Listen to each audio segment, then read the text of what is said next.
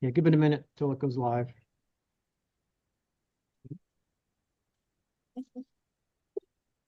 I meant you, Kathy. Are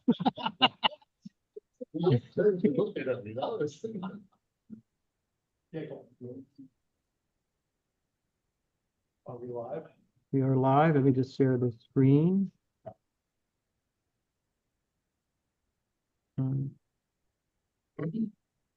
This one will do. Okay, we're good to go.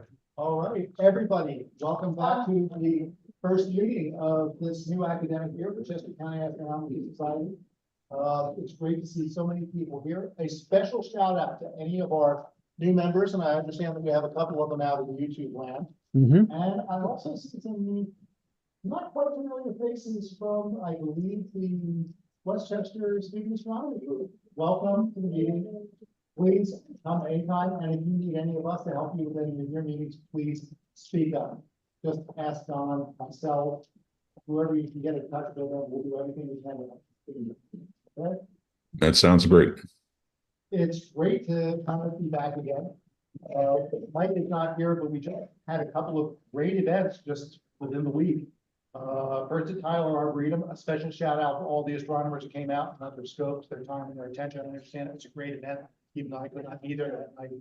And also the folks that helped out with Palewood Battlefield for their full moon walk. It wasn't quite a full moon, but we figured it'd be a little more interesting to have some kind of turn for the folks to look at. But not a big crowd, but very well attended, very appreciated, and it was a great time. So again, thanks for all the scopes and all the CCAS members that showed up and helped out. It's exciting. We still have a few more events to go. But in like we always do at the beginning of this, I would also like to sort of pause just for a second that we did finally lose Gary Sabinsky. And anybody that knew Gary knew that he was a very enthusiastic member of our club. Especially when I first joined, he was always at the observing events. He had his Bluetooth Meet LX9 there all the time. He was an avid observer, and after a long 2-year fight with Lou Gehrig's disease, I have not yet heard about any memorial service arrangements, but as soon as I know them, I will pass them on. His daughter Alexis did ask us to tell people that if they wish to make any kind of contributions or donations in Gary's name, that will be handled through the Westchester Student Scholarship Fund. And Bruce has provided information to her for that. So anybody that feels generous and wants to honor Gary, that would be a great thing. An exciting year. If you don't mind, Bruce, if you can give us kind of an overview of what we have coming up for the next couple of meetings to whet everybody's appetite. So I won't talk about tonight's speaker, because he's a legend. Yeah. But you did spring him from jail, right? Yeah, that's supposed to fail. In October, we have local astronomer Scott Engel from Villanova. And it's kind of timely because he was one of the first speakers, or he spoke to us early in his career. He was a graduate speaker. He was like 11 years ago. And he talked about a topic that at that point was in its infancy. It was a hypothesis. He had very little data. And when I approached him about giving a talk, he said, well, I'd really like to talk about this kid because now the project's come full circle. We've got all this data. We've published papers in high-end journals. Do you think people would remember, like, you think people are going to remember something from 11 years ago? So Scott, basically he works on M-class stars and, looks at probabilities of planet formation and probabilities of habitability in those exoplanets. And so again, he's got a lot of data. He'll be our October speaker. In November, we have another speaker who we've had in the past, a long time ago, and his name is Robbie Stepp from the Department of Astronomy and Physics at Penn. And he gave a great talk a few years ago about gravitational waves. I mean, it was just really good. So his talk is going to be on making black holes out of light, a new perspective. So again, new cutting edge type stuff. And that'll be it for the year. And then in January, we have a kickoff with a guy named Joel Elijah, again, from the Department of Astronomy at Penn State. And he's going to be talking about early galaxy formation and so-called universe-breaking galaxies. And basically what this means is these are galaxies that basically their age defies what we know about cosmology. Like they should not be in existence because they appeared way too soon. And it's not fully understood, but it was considered one of the major developments in astronomy last year. And he graciously agreed to give a talk remotely, especially because November, December of this year, more data is coming out on what he's working on. So again, you'll be getting stuff hot off the press. So I'll stop there. So needless to say, we have some local people and some people that are a bit of a distance away, but really good speakers. Okay, thank you. I would also like to mention that Mike Manningly, our observing chair, who arranges our outreach events, coordinates with the folks who invite us to speak. Due to some family things and because he's gotten very busy, is giving up the position as of December. He will be providing the info that normally just posts everybody on observations through October, but we have a position open. So anybody that might consider being our observing chair, and you think this might be something, it's not a hard job. It's just something that you kind of have to keep your eyes and ears open for. You have to watch your email or your messages and things like that, because when a municipality, these guys are always at the last minute, and then they want to know what they can do right now or what we can do in a week or two. That's the only, I'd say, hassle part of the job sometimes. But with time and care, usually you can schedule these things almost. So anybody that would be interested in becoming observing chair, think about it. If you'd be interested, please come and see myself or Don or Pete or any of us on the executive committee, and we'll bring you up to speed on it. Don did that position for a long time. I'm not going to make him do it again. He does enough for the club as it is. So 16 years, was that enough? 16 years? Yeah, 16 years. You're welcome. And- But anybody that's interested, please give me a shout and we'll show you what's involved and you can decide if you do it, but we really could use that. Okay. And above and beyond that, please keep your ear to the ground, either to the website or to observations. We do plan on having our usual Christmas get together for December instead of a regular meeting. We haven't yet worked out the details for that, but that should be done probably by October. So we'll let you know when that is. Usually we try to save it for pretty much sometime around when we would have a meeting in December. That second Tuesday, that week is when we try to make it available for the Christmas, or the holiday gathering, I should say. And with that, I'll turn it over to Don to let us know what's up and up. We've got a couple things. Set this up. You can see me, and then so you'll be able to see John too. Well, I guess it's kind of dark. Anyway, so anyone there at home on Zoom, if you would mute your microphones, so there are no stray sounds, dogs barking, TVs going off, phones ringing like that. They would mute all those so that we don't get unnecessary interruptions. And I'll be monitoring it from my seat. So if you're not muted, I can mute you later. All right, so let me change one view here down to the minimum. So anyway, September meeting, and you might recognize this photo from the newsletter. This is a photo from our member, Brent Crabb, fellow I worked with for many years. He lives in Fountain Valley, but he's a member. He took this with an automated telescope that he has in his backyard. The new Celestron automated scope. It's a 6-inch, and as he calls it, the dope scope. All right.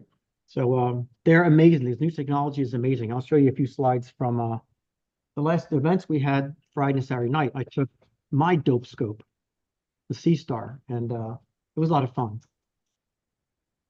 Let me advance this. So here's the upcoming events. This is from Mike Manley, sent it in. So we have this Saturday back in the Hill Park. We've never been there before. We've done events with the Malvern Library, but they were at Battle of the Clouds Park. So this will be a new location for us. And then next Friday the 4th is brand new on Red Clay. Right now, we don't have anyone to volunteer open the gate because I know Pete and I certainly will be at York County Star Party, which I'll talk about. Don Miller is going to be away, so we'll be looking for someone to open up the gate that night if we can. Wolf's Hollow, one of the best places in the county to see the night sky. That's coming up October 11th. I'll be managing that event because Mike's gonna be away, but if you want to go and really see, if it's a clear night, it's as good as anywhere in this county that you can find the night sky. It's amazing. Another one, the last nighttime observing event will be November 1st at Brainerd Red Clay. That's a tentative date right now. Mike working with Brainerd Red Clay Alliance. And then another event in the American Helicopter Museum the day after that. So, How did the helicopter museum thing go last year? I was curious. you know, I wasn't able to attend, but Emily, you were there, right? And Bruce? Yeah, it was. Everything I heard was it was really It good. was swamped. It was swamped with people. It was a brutally hot. You were day, there? You but and it was a Nancy? lot of fun. We had about 6 or 7 of us were there and got a lot of questions, a lot of interest. Don Miller and was then, Roger Kennedy had their scopes out, their solar scopes. Yeah, and again, a lot of interest. So yeah, it's a good event. It's a really good event. Okay, so this is the slide that Mike took. This is a picture from Saturday evening. You can see there's Roger Kennedy, Dave, and Kathy down there. That's my setup and the little automated telescope. This was John Quinn, maybe. So anyway, we had a number of people. So just, you know, why do we do this? Why do we take, you know, half an hour to load this equipment up, get in a car, drive somewhere, take it all out, set it up, spend a couple hours with the public, and then pack it all up, go home, and take back in the house? Why do we do that? Okay. Tell you why we do it. We do it because of the power of awe. Okay. I mean, being with the public, whether you have a telescope or you're just there to talk to people, it's amazing. You know, we have a good core of people that come out and do these events, but we can always use more. And I would tell you, it's worth every moment of the time you put into it. You get back many times over. Okay. People come up and have never looked through a telescope before, and the look on their face, you can just see they are in that moment of awe, you know. And there's a lot of research lately that when you experience awe, there's less stress, less health. When you have that moment of awe, when you see something that really sets you back, it's like you lose yourself. And God knows we can certainly take a break from the things that are making us crazy in the news. But when you have an event that you can experience awe, it's a moment out of yourself, out of time. And when you see people experiencing this, it just warms your heart. It really is. So that's why we do it. We go to these events to share the awe that we experience with those objects in the night sky. So I'm just going to encourage you to come out, even if you just come out to be an observer, that's fine. But you get way back more from the experience than it takes you to put all this up in the car and carry there. It's over and above worth being there. Last Friday night at Arboretum, I had people standing around me for like half an hour watching things come up on the screen on my C-Star. And actually, this is from the weekend. Some of you might recognize ET cluster, NGC 457. I did rotate this because that makes him standing up rather than being upside down. There's his eyes, his legs, and you can sort of see his 2 arms reaching out to the side. That's the ET cluster. This is the dumbbell.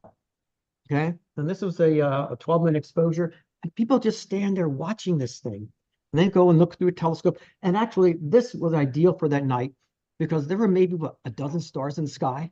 That was about it. The moon was so bright, a little bit of haze. It was hard to find anything with telescope. M13, you know, just an amazing thing to look at.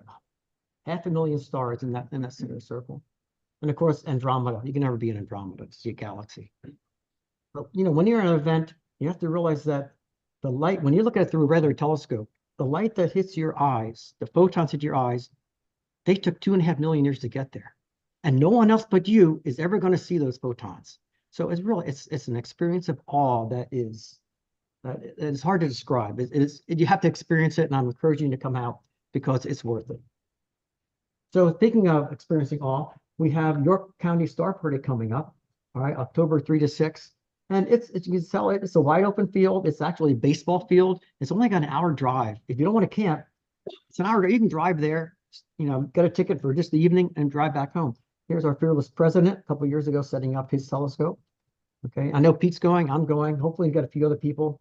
We have had other members attend. I went last year. Barb and I went the year before. It's not the darkest place, Okay, but it's only like an hour drive. It's not the darkest, it is dark, and I've seen some amazing views at that event. So if you like the camp, that's tremendous. It's only like $40, Pete, is that it? Yeah, $40. What a deal, you know? Yeah. And to be on the field with other people that know astronomy it's really that's another thing that's really joyful, is to be with people that share your own passion. And it's so close, that's the thing. Yeah, it's an hour away, so Cherry Springs, of course, we had an event scheduled back in July, which turned out we had scheduled it wrong because it was the weekend of the Woodsman's Show, which takes over the entire field. Then we had one about 3 weeks ago, and everyone, the weather was not great, but Barb and I went, so you can see the field was pretty empty. We weren't but there were other people. We weren't the only nutcases there. All right. That's our little setup there, truck and camper. But you can see what Cherry Springs looks like. I did get some photos of one day of the sun. We had one evening where we had some nice skies. And if you ever thought about, don't bring your dog or your cat. Couldn't believe they had a cat in the sun, no pets in the area. So, but we'll get 2 weeks scheduled for next summer, and we'll make sure we avoid the Woodman's Show. But it is a wonderful place to go to. Online events, I want to mention, of course, anyone in the club, you're an Astronomical League member automatically by joining the club. So once a month, the Astronomical League has a live event, live stream, and they have a lot of different presenters. I actually presented one time, so they have important people and not so important people like me. So this fellow presenter Alcon, he is an amazing binocular observer.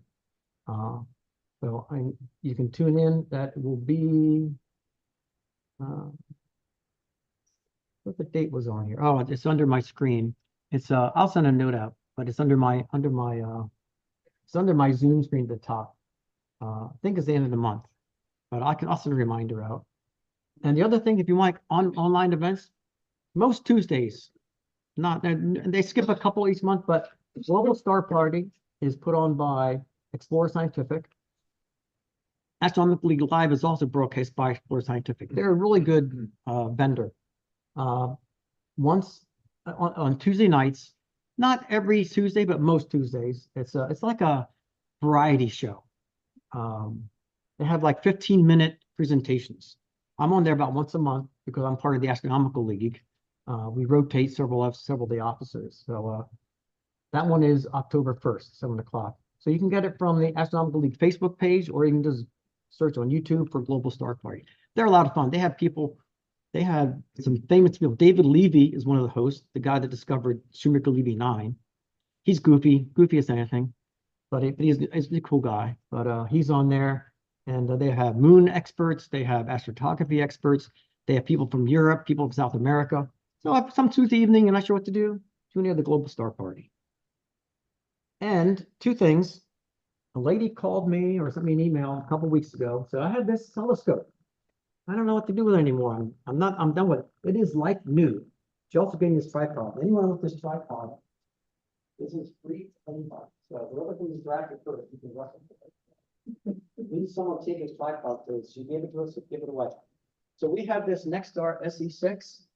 I tested it out last week, Friday night at the Arboretum, and also Thursday night at home. It works. It's probably not ideal for someone that's never used a telescope before, but if somebody would like to step up from a Dobsonian or a simple refractor, it's available for borrowing from the club. I've donated one eyepiece, and Dave has donated an eyepiece. When companies sell scopes like this, they give you crap eyepieces. It's just a fact of life. They have to cut costs somewhere to be competitive. But the eyepiece that we're giving it would at least get someone started. So it does work. I've tested it twice. It's a very high power telescope, so which means it's a small field of view.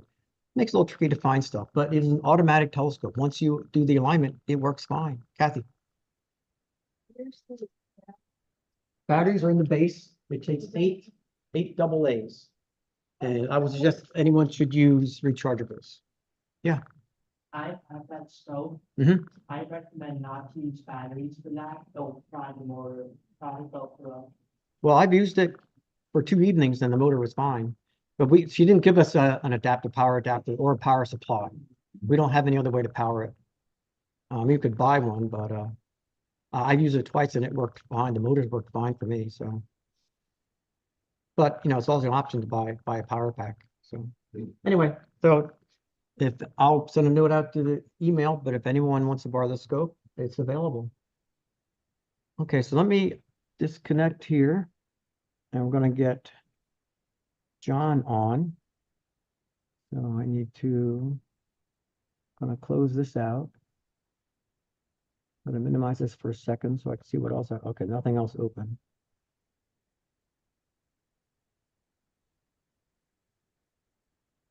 All right, so let me open up John's presentation.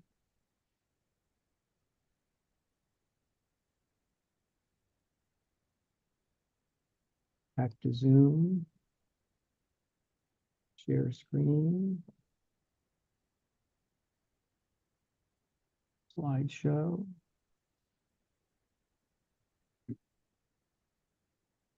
Okay. Everyone out there in Zoom land, is it coming through? Unmute yourself and confirm it's coming through, okay? Yep, looks good. Great. Okay. Looks fine. Sounds great. The bar off the top and put it somewhere else or make it go away. I've tried and tried. I've never been able to figure it out. Yeah. But it gets in the way a lot. Halfway down, hide Zoom meeting controls. Okay. Okay. Very worthwhile meeting. Okay. Screw it. I did all my other thoughts. Always ask it young first. Yeah. So it's a real pleasure to introduce John Conrad tonight. For older members, you know who John is. We have a lot of newer and younger members. Our club is kind of rare in that we have 3 NASA solar system ambassadors. I don't think any astronomical society in Pennsylvania, let alone neighboring states, have that many in one club. And John is one of them. So John's had an interest in space and aeronautics since he was a kid. He got his aeronautical engineering degrees from the Air Force Academy in Purdue, correct? And then he started a job in the industry for NASA, for the Air Force, for the commercial space industry, I believe, with GE and Lockheed. And then when he retired, he kind of built a dream and he became a NASA ambassador. And NASA ambassadors go around and they give great talks on a variety of different subjects. John has spoken to this club, many other local clubs, the Planetary Society, on a whole range of talks. From climate change to the Cassini-Huygens mission to the 60th anniversary of the Apollo program. 2 years ago, he gave a great talk on the DART mission, the actual redirection, literally like 2 days before it actually happened. And a year ago, almost to the day, he gave a talk on the OSIRIS-REx mission, literally a day or 2 before it landed in Utah. So timely stuff, really good. So tonight, John's going to give a talk on sort of the historical context, the development and the progress of the commercial launch industry in the US and who the key players are. It's called Rocket Ships of the 21st Century. There's an additional title to that, SpaceX and the 7 Little Dwarfs. Welcome. Thank you. Like tripod. How's that? Okay. First guy out.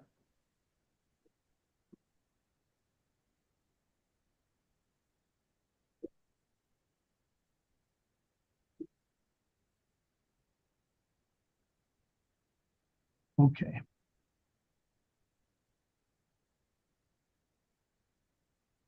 Nice to see all of you, new folks, young folks. Really appreciate you guys coming out tonight. Don't take get cookies and drink. No one take any home. I have to say, COVID did this thing to meetings. And so we got a bunch of folks that are virtually with us tonight. But what it did, it took away the face-to-face factor in many cases. So I'm really delighted to be here face-to-face because it makes all the difference in the world to have a live audience to talk to and get some visual feedback from. And so let me just say, this is not a short talk. And hopefully you'll find it interesting. Don't hesitate to raise your hand, call out, whatever, at any point and stop me there to ask a question rather than, waiting to the end when we're all worn out and you can't remember your question. Okay. First, let me thank everybody that went through all the front matter there. And in particular, say it's kind of humbling for me to hear about the other speakers that are coming. Reminds me a little bit of a story from one of the companies I worked for. I was at GE and there was a young guy, very bright guy, but kind of a wisecrack guy. And he had been involved in the Air Force in laser programs. And then he joined us at GE up here in King of Prussia. And he was so bright that even though he was very young, when one of the older men that had been running the advanced technology group left, he got put in charge as an acting guy in charge of it, which is a job we see that happen all the time while they look for the right person. And maybe 3 months later, Steve was announced as the official, advanced technology director. So I saw him in the hall and I said, congratulations, of course. And true to form, he said, I've been acting. He said, now I'm just pretending. So I'm not one of the PhD astronomers. I'm just pretending as an ambassador here, but I do have a lot of background with space stuff. So as was already noted, this has got an additional title. This thing is working. Do I need to turn it on with anything? Right button, red. Yeah. Red dots in the middle, Let's see, the red dot's working. and then to the right. Yeah. The right button on Pushing the right button. advance. Let me try backwards. No. Let me try this. It broke it. Yeah, I got a bad thumb drive or something. For me, let's do this out of the Here. way. There we go. Okay, just you. Go try back her this. up. Let's see. Here we go. Okay, Yeah, there we go. right now It's push the working. button over here. Yeah. Okay, let's see. There we go. Let's get this out. We're up and I running. think something was interfering over there. I think I put think my you- soda can in front of the receiver. Yeah, that might have been it. Yeah. Test it again, it's gonna work. It's a low tech problem. What's that? All right, one more time. I think we're good. We good? So this title, I'll talk about it a little more in just a minute. But it was something that just occurred to me early in the year. I kept reading, as you can imagine, since my background was space stuff, and I'm retired, that I read space stuff all the time. And after a while, you just get kind of amazed to see how much of it is about one particular company. So I talked to Bruce here about it and said, I think maybe a talk about them and all the other competitors at this point would be very timely because things have changed. So this name just kind of popped out. And so we'll be talking about good old SpaceX, the Snow White of the industry right now. And I want to note that I thought about doing it with all the companies of the world involved. And that gets tricky if you talk about China, who have lots of different rockets, and India does, and Japan does. So it was much easier just to stay with US. And frankly, US has come to the point now where they're kind of dominating things. China is very much a viable player, but that's kind of it at the moment. So it's a US only talk. I had to choose 8 companies. That was easy as it turned out. And this is absolutely my opinions. It is not NASA, so I'll get that out of there. They are not going to say, of all those wonderful rocket ships companies, we're going to give top billing to SpaceX. No. At any rate, they do give top dollar to SpaceX, but you know what competition's about. So this is all about stuff that I have opinions on. And finally, I'll just say that it is not an original title. The fact is that back in the 60s, if you were around like I was, and maybe a few people in the room, the computer industry was at an early stage, and we'd seen the name IBM over and over again in the 50s and 60s. And so some guy writing in a journal back then came up with the thought, since he looked at the other computer companies that were vying for second place, and there was CDC, Honeywell, NCR, let's see, who else? Burroughs in the local area, UNIVAC, RCA, and GE of all things. And when I joined GE in the late 70s, I didn't know, but in the 60s, they tried to start a computer business. But he took a look at this and he said, well, there are seven guys vying for it. So of course, he nicknamed them IBM and the Seven Dwarfs in his article. And that sort of stuck with me. And you might be interested, within a few years in the 70s, GE and RCA had dropped out.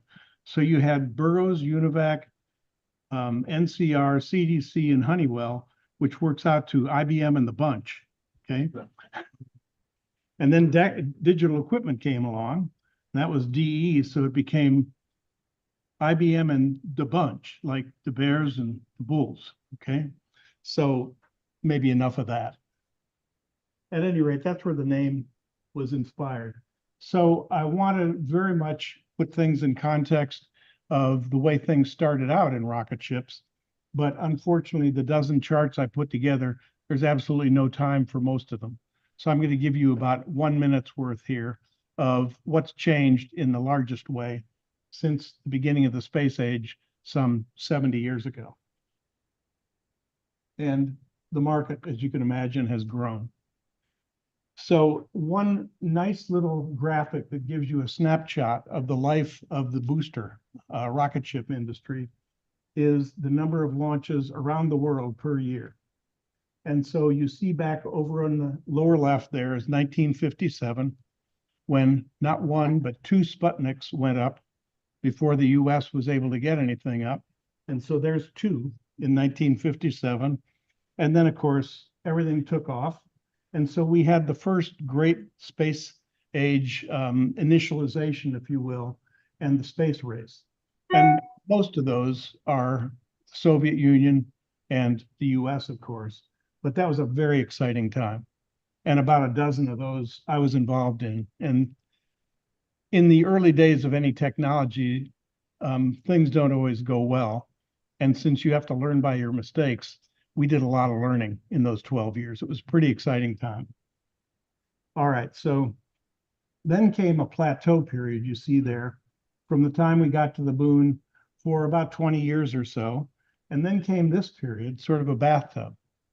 And if you look at the first year of the bathtub, you'll see that happens to be the year that the Soviet Union broke up. And so and they had been the leading launch country up to that point. They'd set some records. We were right up there with them most of the time. But all of a sudden they went to almost zero and things really went down. We had 9/11. We had the birth of the internet age. All sorts of other things took us away from space for about 25 years there, until finally 21st century new starts started to take hold.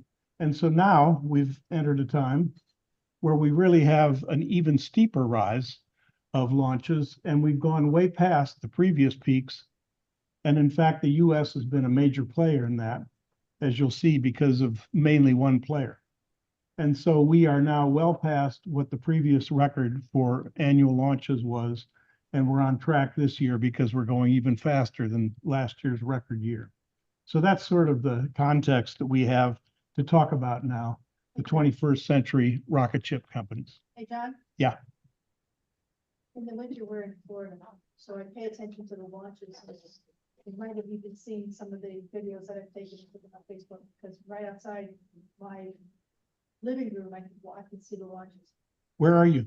Orlando, Okay. so completely east Yeah. of. Yeah, I know it very well. Yeah. Last January, SpaceX had 10 launches in January alone. So every day we were watching something go up. It was incredible. I mean, it's eased off a little bit in February, but there's always something going on. Yeah, you'll see the statistics have gotten to be kind of extraordinary. I'm going to have a few of them here in a minute. So there's Snow White, the big guy. And there it is, this incredible new starship that we've all gotten a chance to see. And so they are the leader at this point, and we're going to talk about them. And so now let's talk about who are the seven little dwarves here. And for obvious reasons, I'm not going to carry on this figure of speech any longer, partly because they aren't exactly dwarves, Boeing, things like that. But the fact is that I was trying to assign which company would get dopey and which one would be sleepy and things. And it couldn't come up with anything. So we'll just give that one up and acknowledge that we're talking about the 7 other US rocket ship companies. They sort nicely into these 3 groups. Space, you won't be surprised to see, are the folks that were around in the 20th century, maybe not by that name, but they were the ones that built the base and basically took over the families and became the reliable rocket ships of the 20th century. So they've got lots of experience going into this century, and they have lots of infrastructure that they build up for decades. And if you're familiar with the way industry works with technology changing, that's a problem sometimes, in that the flip side of a lot of infrastructure is that it's very hard to break the inertia and make new investments in technologies, and to throw away the old one, or you can't afford to replace the old one. So it's a bit of baggage for them, and it's become a problem for them in some ways. At any rate, they've still got order books, and we'll talk about each of those 3. The new space, you can probably guess, along with SpaceX, they are rocket billionaire started companies. And we'll talk about each of them and the fact that they've, initially at least, these 2 have aimed at the space tourism market, which is a new segment, a new market segment for this century. And they've got kind of a mix of new and old technologies. And then finally, there's been a whole array of companies that nobody'd ever heard of until they announced that they were going to launch something within the next year or 2 or 3. And they've come and gone. They've tried, or they haven't even gotten to the point where they could try, and they've gone. It's kind of a game for the investors to pick one. And 2 of them have ended up standing and being fairly solid at this point after about 10 or 20 years each. And that's Rocket Lab and Firefly Aerospace. And they are certainly focused on a different niche of the market than the big companies are, because it's turned out that the governments have loved to buy and launch things and people for decades, but now there are much smaller budgeted people like the university research departments and companies' research departments that would very much like to have their 50-pound thing put up there to demonstrate some instrument that they've come up with or something. And so the small sats have kind of taken over a niche of the market, literally at thousands every year. And so that's what these space light companies are aimed at least in their startup phase. So we'll talk about them. So we'll start right off with the big guy, SpaceX. And you may or may not know that it actually has a formal name, and there it is. A gentleman you may have heard of, Elon Musk, has now 22 years hence been the founder and frankly the man with the vision for this particular company, because he really is a visionary among other things. And as you can see from the couple statistics I put up there, his company at this point after 22 years is really quite a healthy company. It takes a lot of launches in a year to get up to revenues of 5 billion, which is certainly what they've passed by now. And to get to a market value approaching 200 billion is something that most companies never do. So he's got a very successful company, and they are, frankly, as you'll see, pretty dominant at this point. They got a shot in the arm early on, as each of these companies tries to do, by getting to the biggest customer in the world, the US government, and in this case, getting to NASA and winning an early contract for commercial services to the space station after they were about 4 years old. During that first half dozen years, they were desperately hiring and trying to build and launch a successful rocket all by themselves. They weren't buying somebody else's business or inventory. They were definitely just starting from the ground. And remarkably, and as a matter of fact, probably the fastest development ever to the first successful orbital launch came in 2008, when this Falcon that they had built with one Merlin engine, which they also developed and built, flew successfully into orbit. And interestingly, if you read one of these rocket billionaire books, there's some pretty good ones out there. I've read one of them, and The story goes about how Musk tried and tried, and they really failed quite a bit for several years. And yet there'd be huge expense put into trying again after fixing things. And lo and behold, with this fourth try with Falcon 1, they succeeded. But in that, at that launch, he had said that he wasn't sure he'd go any further because he was down to next to nothing. Now, next to nothing for Musk was 20 million, if I remember. And so if I'm ever almost broke at $20 million, pinch me. Okay. At any rate, so that's the story of how they first got to space. Within a couple of years, they'd put 9 more of those Merlin engines on board, and they'd launched the Falcon 9, which today is by far the most popular and commonly used rocket ship. And so the Falcon 9 delivered after that initial NASA ISS study contract. They actually developed the Dragon cargo vehicle and took cargo up to the space station just 6 years after starting to study it, which was pretty remarkable.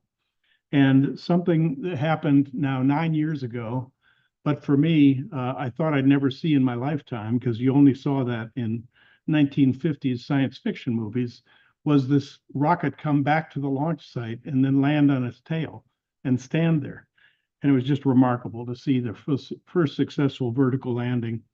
And frankly, it was the beginning of the biggest game change that's happened in the aerospace industry in 60 years. So they did that, and then to make the point about why that was so important, they took a booster that they landed and they outfitted it and launched it again, so that for the first time ever, you didn't have to pay the price for a new booster as your first stage the next time you launched. Not having to pay for the expendable first stage is a huge cost advantage. So they recovered that again. Now they had the capability to do bullseyes on land and on their robot drone ships. It all looked wonderful and it worked great. They strapped 3 of these together to provide the biggest, most powerful rocket with the Falcon Heavy in 2018. That was 2/3 the thrust of the Saturn V. So it was by far the biggest booster since the Saturn V back in the early 70s. So pretty extraordinary accomplishment. And this one also really got the attention, at least of me and a lot of people that had waited a long time to see these things. On the left there, you see the 3 Falcon 9s strapped together, each with 9 engines, 27 engines firing. And then a few minutes later, the 2 side boosters come back down and simultaneously land. Now, I still get goosebumps thinking about watching that. The advantage that you get from being able to recycle these things is something that I don't think we expected to see very soon.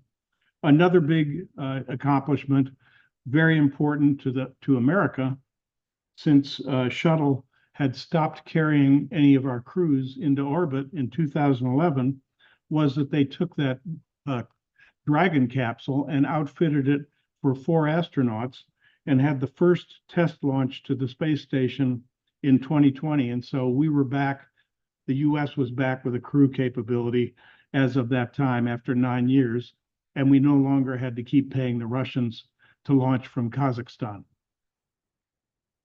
It's been very successful, like most of the other things. 8th operational crew exchange, you take 4 up, you bring 4 back. And they've got a number of them on the books in addition to that because it's been so successful. They just had this Polaris Dawn mission, which wasn't a government mission. It was privately funded. And you probably were aware last week that they opened the hatch in space and gave the private citizens, for the first time ever, for a non-government astronaut to be in space outside the capsule. The price per seat for crewed launches, just like the price per pound of payload for low Earth orbits, is really the metric that everybody strives to get to. And in this case, the per seat cost that's being charged now by SpaceX, it may look like a lot of money, but it's fully, 33% less than the Russians have been charging us. And that Boeing looks like, if the Boeing Crew Capsule works out, is going to be charging. So again, Crew Dragon and SpaceX have got a cost advantage here that pretty much can't be beat. So just in summary of how dominant the Falcon 9 has made them, you look at this number. Last year, the US had a new record for any country launching in a particular year with 116 launches, which passed what the Soviet Union had done back in the 80s. And 96 of the 116 were the Falcon 9 or the Falcon Heavy. And of those, and here it is, 87 of them were reused. So they didn't have to charge the government or their customers for the first stage booster in each of those cases, and were very competitive then, as you can see, so competitive that they now could see that they could charge the small companies a small amount of money for small payloads into orbit. And so they were going to aim also at the lower part of the market. One exemplar, if you will, of what they've been able to do with Falcon 9 came in April. That particular launch that day was the 20th time that booster had been flown. It had put 550 spacecraft total in orbit and 2 crews up and down to the space station, all with one booster that didn't have to, be built a second time. And so, as I said, the game changer is reusability and what it does for the cost equation. And there isn't any competition at this point for SpaceX. The other big story, which probably you're well aware of, SpaceX is very transparent. They're very PR oriented. You get to see their failures, which are few, and their successes, which are many, in real time, just by going to their channel or any YouTube channel and watching them. It's really kind of fun stuff to watch. So we've been able to see this next big event that they have, which is a much bigger booster than Falcon 9.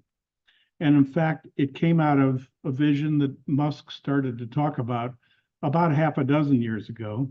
And they actually started the development in 2019 of a rocket ship that looked like one from, say, Conquest of Space in the 1950s, or the Disneyland version of, a rocket, this wonderful silver thing with fins on it. And his vision, he keeps talking about, he doesn't mention the moon. He talks about Mars, and he talks, you can go out there and listen to these videos anytime, about colonizing Mars within the next 20 years. I'm not going to comment on that, but that's what he is believing in. And that's what what is pushing him, is that kind of a vision. And he's putting a huge amount of money into this particular development. So there it sits.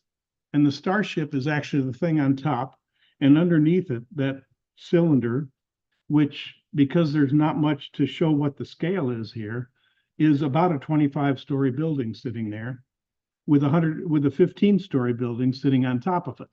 So you've got the largest rocket ever.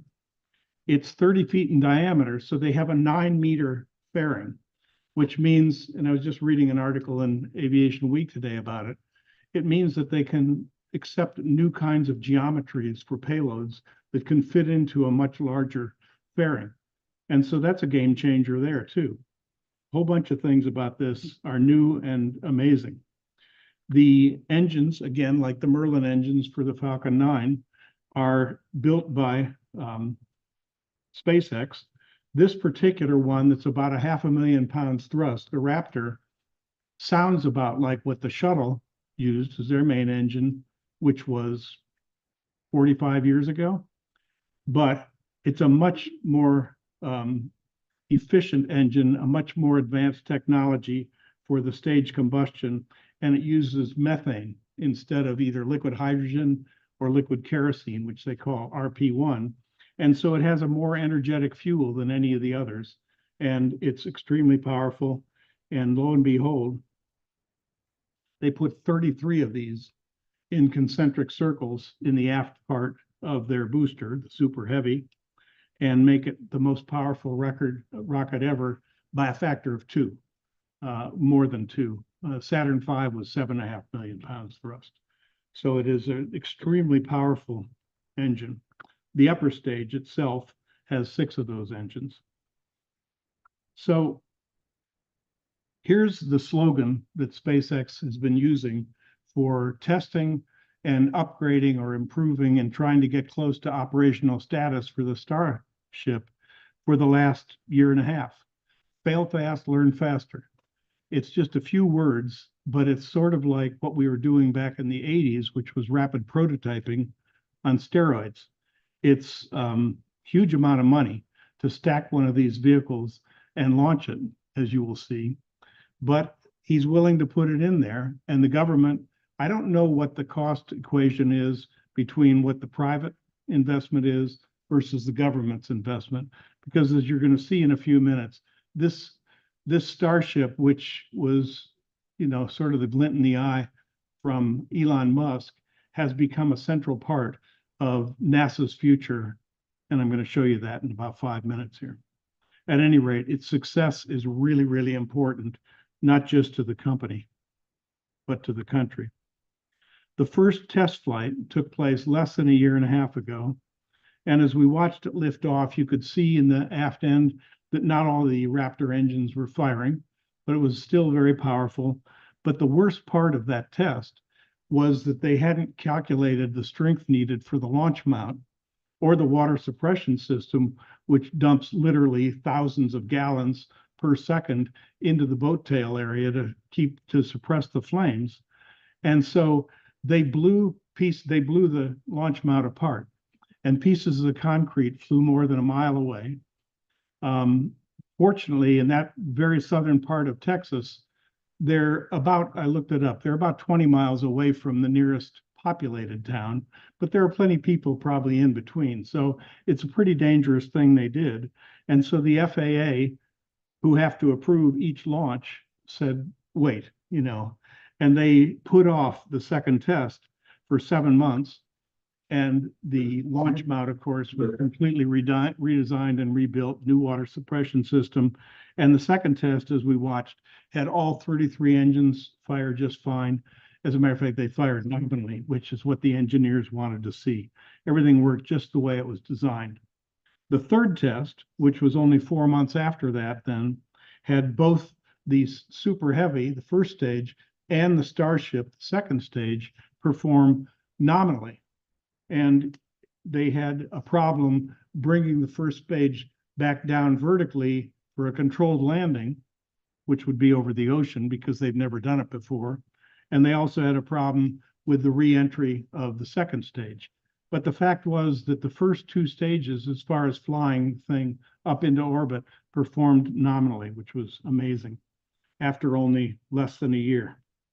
And then they had the fourth test.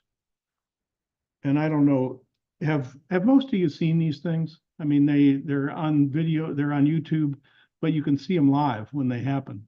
They're pretty exciting. If you haven't seen one, you really ought to watch one. The fourth test, which took place just a few months later, just 3 months ago, was nominal in every way, including the hot staging, where now the second stage, instead of having, you've heard it called MECO, and falling away and then lighting the second stage, what they do now is they start a limited number of the second stage engines and they fly away from the first stage, and it's a smoother staging activity, and they've done that now successfully multiple times, further and faster than any other Starship test. And in this case, they brought the Super Heavy empty back down into the ocean and landed it vertically. So they're ready to have a controlled landing of it on land, they believe. And they got through a successful re-entry over the Indian Ocean of the Starship. So now they did have a couple failures, but these are very small things compared to what they achieved. So now we're waiting for test 5. And we've been waiting since July. They were starting to preview that it could be as early as August. And then August, it was going to be September. And they started putting out things like this, that they're going to try to catch the first stage when it comes back down with the arms on the gantry called the chopsticks. They call this whole thing Mechazilla. And that will be, I mean, we've seen it now come down and land as a bullseye and stand there. This time they say they're going to bring it back into the gantry and grab a hold of it. It'll be something to see. At any rate, this is all still at Boca Chica, which is the big reservation that he owns in South Florida there. If you know Harlingen and Brownsville, it's and South Padre Island. South Padre Island's about 8 miles north of the launch site. So if you're there on a vacation, you want to duck if you hear a loud noise. So anyway, so that was their plan. Unfortunately, the FAA is slowing the whole thing down. This just came out in an announcement from the government last Thursday. And they wouldn't usually say this, but they've said, don't even expect to get approval before November. Because what SpaceX has been doing is they've been increasing the amount of fuel and having a more energetic booster on each of the successive tests. And now the FAA, understanding that, sees that they need to clear a greater hazard area than they have before. And they say that's going to take some time. In addition to that, the Texas Board of Health has fined SpaceX for polluting the water with their water suppression system. And SpaceX publicly is denying it, but I suspect that it's true because it's kind of come out that the government is reviewing that as well. So there are some environmental and hazard considerations, and hopefully we'll see it in about 2 months, but we'll see. Fact is, it's very important that the thing get operational, and you'll see in a minute how it fits into our moon program. So now we're on to our first dwarf, if you will, Boeing. Far and away anything but a dwarf, and a very old and respected company, asterisk, until the last 5 to 10 years PR. At any rate, Boeing's had their problems, and we've all read about it. More with the airplanes, because it has to do with all of us flying. But the fact is they've had real problems, and not just the usual problems with cost overruns and schedule slips for their rockets. And so you'll see in a minute what that meant, what that has meant to their rocket ship program. At any rate, William Boeing started the company, and it's just as a quick kind of a context, if you don't understand aerospace companies, here's where they came from. William Boeing, a man named Lockheed, another one named Martin, another one named Northrop, Grumman, Marietta, Vultee. If you've ever heard of Convair, Consolidated Vultee Aircraft, Vultee was another one. There are about 10 of these men, if you include a couple guys named Orville and Wilbur, that were aircraft pioneers in the 10s to 20s to 30s of the last century. And they all decided to be entrepreneurs and start aircraft companies. And so by the 1940s, all of those were individual aircraft companies, in many cases supplying aircraft first for World War I and then World War II. And in the 50s, there they are. And so when something got into orbit, they saw that as the adjacent market, and most of them hopped over into it in one way or another and had their own space arm. So that's where there was no aerospace company in 1950 because nobody had been to space. So by 1960, you had a whole bunch of them that used to be just aircraft companies. Now is your aerospace companies. By the end of the 20th century, they had consolidated multiple times, and they were down to Lockheed Martin, Boeing, and Northrop Grumman. Those are the three principal ones. Anyway, background of Boeing. They did some stuff with rockets in the last century. The biggest thing they did was the first stage of the Saturn V with the big F1 engines, the most powerful first stage of the last century. They also acquired the company that was the Space Shuttle Orbiter, and their first launch, as I noted, was a 67 launch of the Apollo moon rocket. In this century, they've gone even bigger, if you will. We'll talk about the Space Launch System in a minute, which is their biggest role. They have a bunch of important things other than that, like they're the prime contractor for the International Space Station and a bunch of the pieces that are hanging on it. they also have been contracted to build a human landing system to take astronauts down to the moon in about 5 years. And this thing on the right here, the Starliner crew capsule, has been in the news because they got the contract to send crew to the ISS at the same time that SpaceX did. I think it was 2014. SpaceX got there with Crew Dragon in 2020. In 2017, the first visible test that failed happened with Boeing. In 2020, the second big test, which failed, happened with Boeing. And so finally they got ready. And in June, as you're aware, they did launch the crew capsule for the first time with 2 astronauts who went up there with a toothbrush ready for a 2-week stay and are still up there, unfortunately. So while I'd like to say that the US now has 2 crew launch capabilities, it turns out, as this glum group of NASA leaders with Bill Nelson there on the left announced a few weeks ago in their press conference, that they were not sure enough of the safety of the capsule that they were going to allow the astronauts to come down with it. So it came down, I guess, what, a week and a half or 2 ago, came down perfectly successful re-entry and landing on land in New Mexico.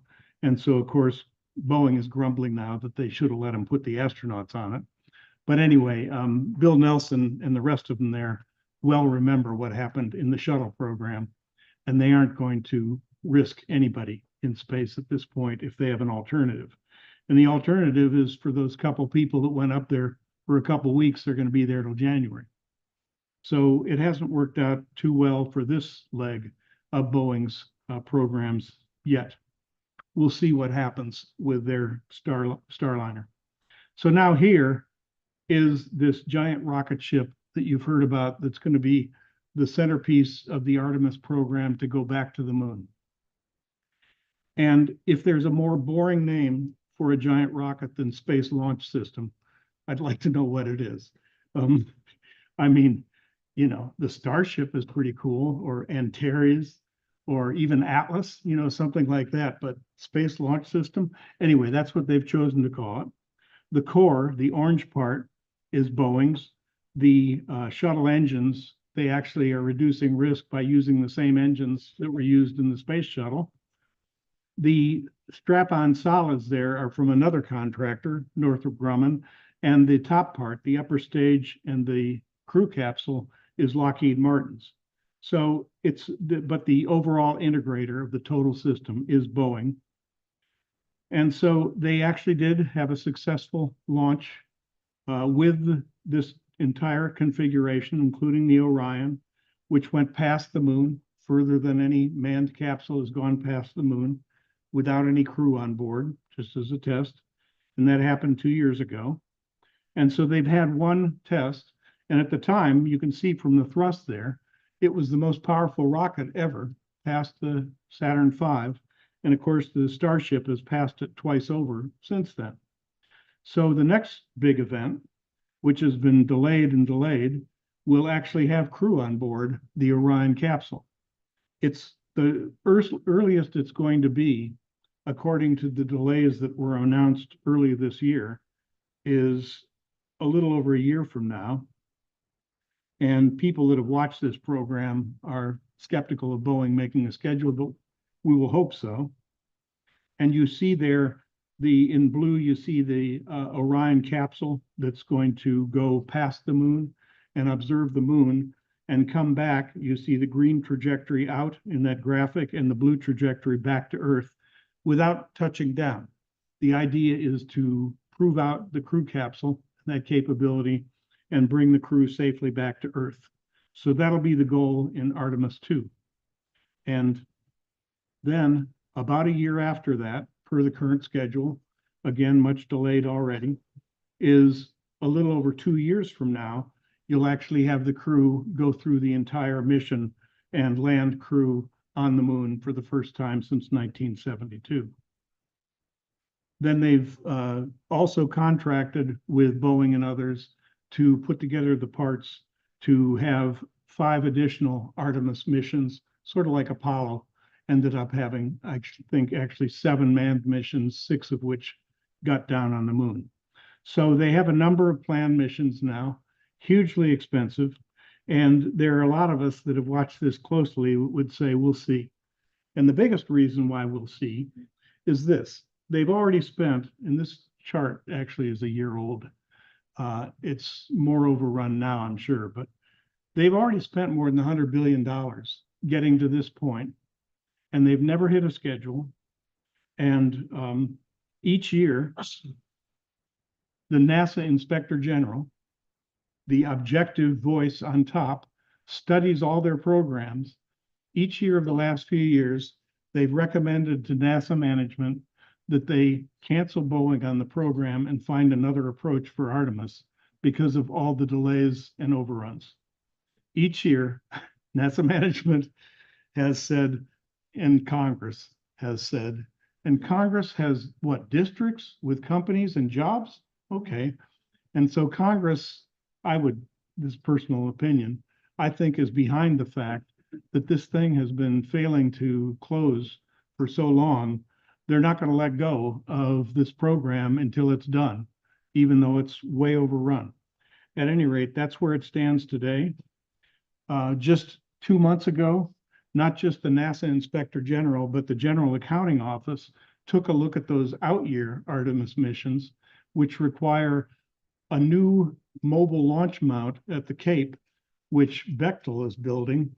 And the price now it's going to come in at least years late, and the price is triple what they bid.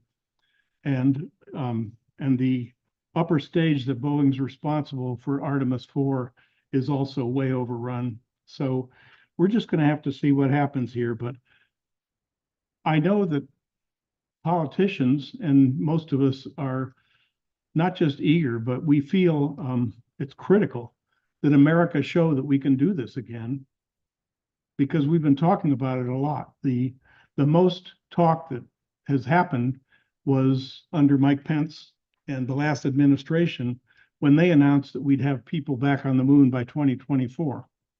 At any rate, there are a lot of people that are going to have egg on their face if we lose what currently has become a space race, because the Chinese are working hard on this too. So I said I would tell you about this mission and where SpaceX is involved. There's the wonderful SLS, and it will be the launch vehicle to take the Orion astronauts up into lunar orbit when it launches. But before that happens, these are all starships, and they're all going to launch from Florida. And the number in the middle there isn't representative. It's going to be more than 4. The one on the left is an empty propellant tank that they will launch into low Earth orbit.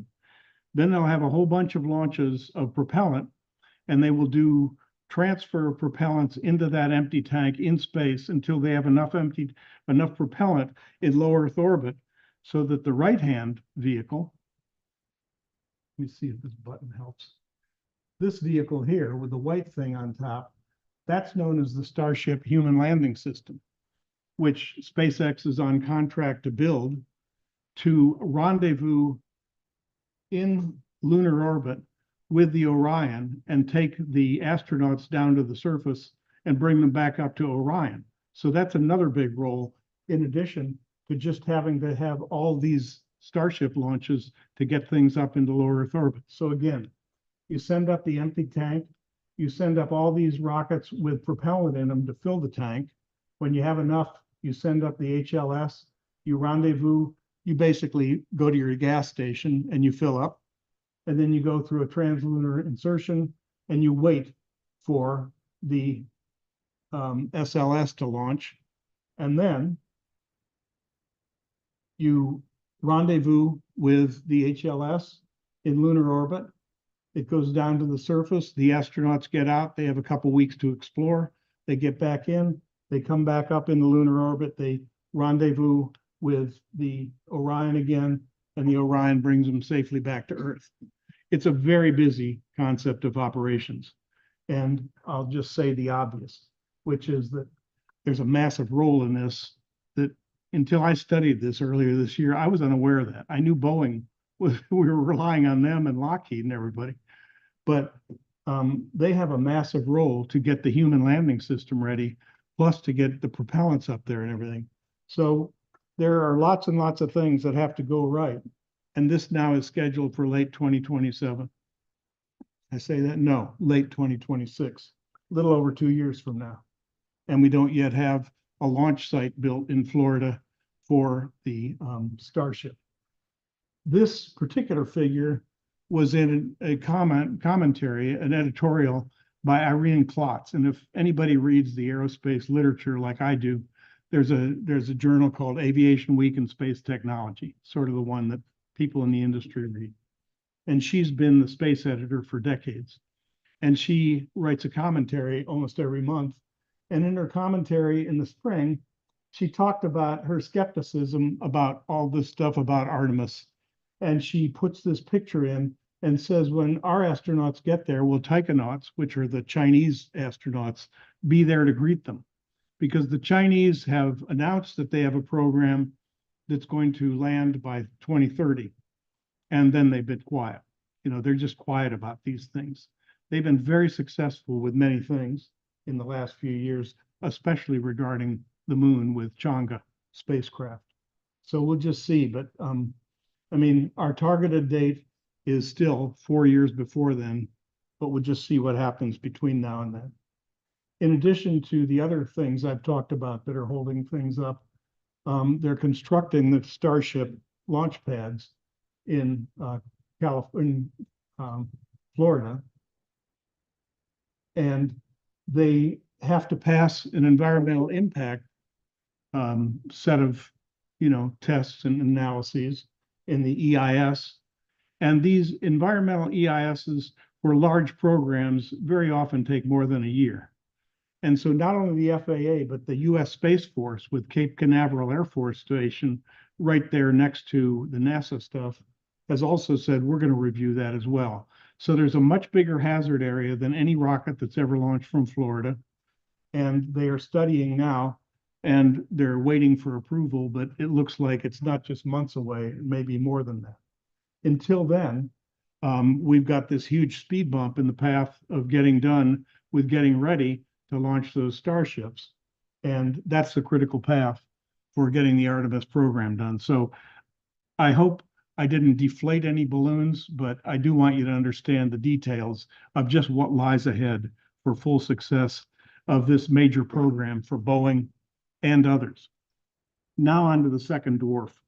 The United Launch Alliance wasn't known because it didn't exist by that name in the last century, but Lockheed Martin and Boeing had ended up, after all the consolidation, having these huge families of reliable launch vehicles that were being used by industry as well, by commercial customers as well as DoD. And they the two companies got tired of having a launch operation. It just wasn't something that they wanted as their business. So they formed a joint venture and they set up a team, and that became the ULA management. And they gave them the inventory that they had and said, go ahead and finish these up and have a nice joint venture company.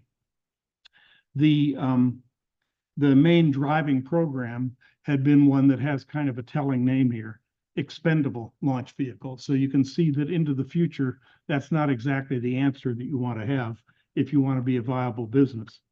But at any rate, the inventory that was given to them was two kinds of vehicles. The Delta family started back in the 50s when they studied the intermediate range ballistic missile known as the Thor, which became a space launch system in about 1960, which I launched 3 different versions of in the 60s. By the end of the 60s, it had been renamed the Delta, and then it got upgraded and upgraded. And so the Delta family, you can see the number there, huge number of launches. Most of the failures of that 11% that didn't succeed there happened in the first 10 or 15 years. Again, I was involved in one of those.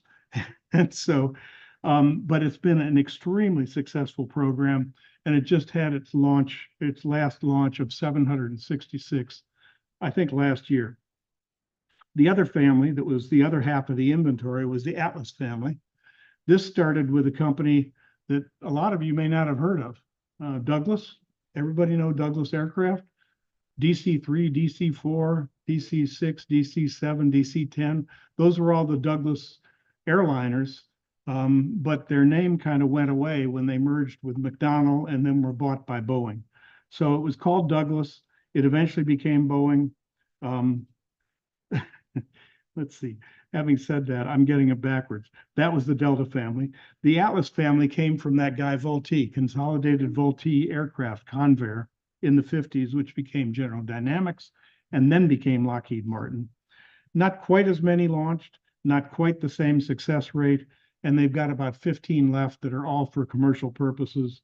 And one of the last two that they launched for the government was the one that took the Starliner up there in June. So since ULA became a company in 2006, the 175 rockets that they got from Lockheed Martin and Boeing, they've launched 160 of them and they've all been successful. So pretty reliable stuff. Now that's a going out of business, formula.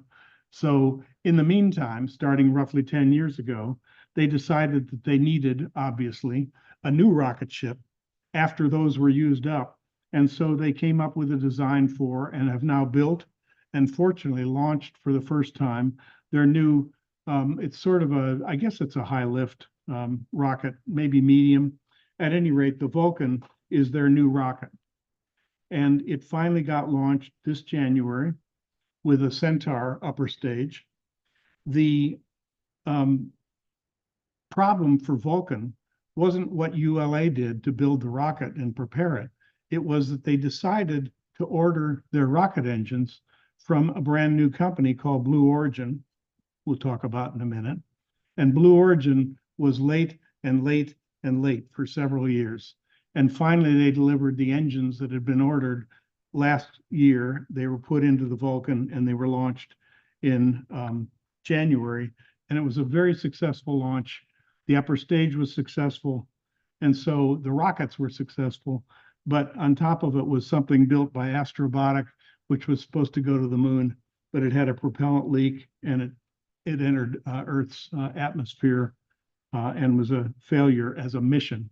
But the launch was successful. And the US government had been watching this because they put in orders for Vulcan services a long time ago. The second launch, which is required by the government before they will certify it for operational use, was planned to take place in September. It still is, but now there's no payload. It's just that ULA knows that they've got to get this behind them so that they can have a government that says, you've got a qualified booster that I will use. And of course, it's not like we're ready to order. We have a backlog of a whole bunch of orders that you haven't met yet. So we're going to have to talk about this. And that's all got to do with their business future, because the Pentagon finally this year gave financial penalties to ULA because of this backlog and the fact that Vulcan is not yet operational. And they knew what kind of a company they were talking to, and they knew who owned it. So what they really did was tell Boeing and Lockheed Martin, you guys look at them and you figure out if they're up to this manufacturing and this launch cadence. And so while this has been going on since May or June, it was announced last month that Boeing and Lockheed Martin are trying to get rid of their joint venture. They're trying to sell it. And the customer is one that you may or may not have heard of, a company called Sierra Space. And it's a viable company. They don't have a big rocket, business at this point. But if they buy ULA, they will.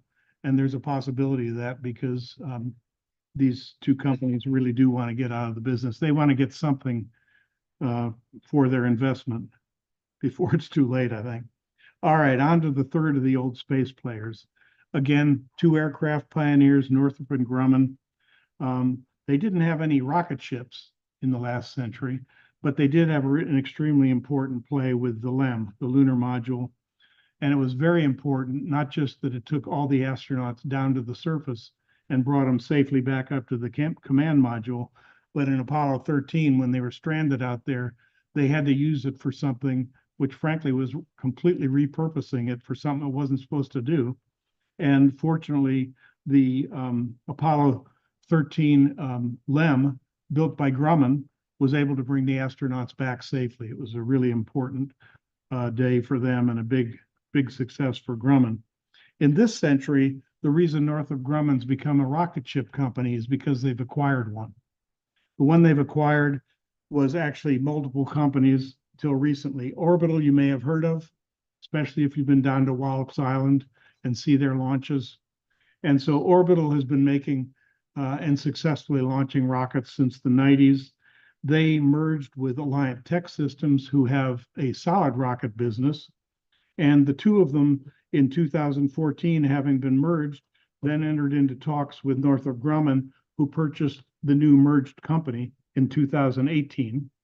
And so since then, this combination of companies has now given Northrop Grumman these three legs as part of their rocket ship business. We'll look at each of them.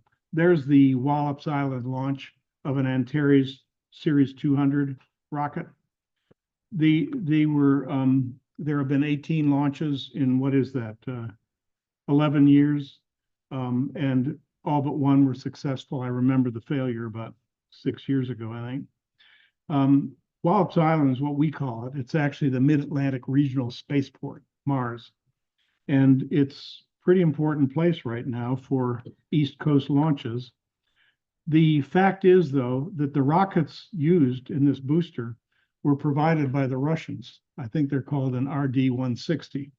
And increasingly, the US government wasn't happy with them using Russian rockets. And so Northrop Grumman launched the last of these last year. There are no more. They need a Series 300 because they have additional missions to fly. And so they have partnered with a company that you're going to hear about in a minute called Firefly, who were already building the right size medium launch vehicle that Northrop Grumman wants to use as their first stage. So they're looking forward to launches of their Antares 300 with this new first stage next year, and we'll see about that. Their other rocket, this is a very, very simple story. Basically, you're looking at an ICBM there. And what Orbital did was go to the US Air Force and purchase retired ICBMs, Minuteman 3s and MXs, and they have plenty of power to get certain things into low Earth orbit. And lo and behold, they've had quite a few successes since 1994. And since the Northrop Grumman acquisition, they've had a couple. So they've got that kind of a solid rocket booster program. And Artemis is their final role. And this is because part of Orbital ATK was two companies that just made most of the successful solid rockets in the 20th century, one of which was Thiokol. They were probably the best known. Thiokol made the boosters for the Space Shuttle program. There you see them on the Boeing core of the SLS, and they're not exactly the same in that they've added a segment on top. So they don't burn with any more power, but they burn for a longer period of time. But it's essentially a very low risk approach to having an SLS solid rocket booster. Now on to the new space players. The first of the three we've already talked about, and that's one rocket billionaire named Musk. The second one is Jeff Bezos, and unbeknownst to me, and I would have guessed you also, 2 years before Musk started a company, Bezos did in 2000, because he had an inspired view of getting into space with the company way back then. And as it turns out, when I read about him recently, he hasn't been CEO of Amazon for quite a few years, and most of his time is given to the Blue Origin company. He's not CEO of it, but I think he's all over it probably. At any rate, it hasn't been nearly as successful as SpaceX. It's got quite a large space or workforce, as you see there, with quite a large payload for the workforce or payroll, and yet very little in the way of revenues so far. And yet Bezos has big plans and big ideas, as you'll see. Their market value is less than an order of magnitude of what SpaceX's is. They got a lot of nice facilities and people hard at work. Like SpaceX, they got a kick out of the government by winning a contract for commercial stuff with them 15 years ago, and that always helps you get some recognition and credentialize yourself with the government. They have 3 different initiatives. One you've probably heard a lot about, they call New Shepard. Alan Shepard, first astronaut from the US. He flew in, somebody help me out, 62, something like that. And he flew, but he didn't go into orbit like John Glenn did on the 3rd of the Mercury flights. He had a suborbital flight, hence the New Shepard vehicle is a suborbital launch vehicle that Blue Origin's building, and they borrowed his name for that. And so the test flights began about 12 years ago. They had some successes within a few years. Like SpaceX and Falcon 9, that first stage that you see there is not expendable, it's reused. And so it will come back and land vertically, as you'll see in just a second.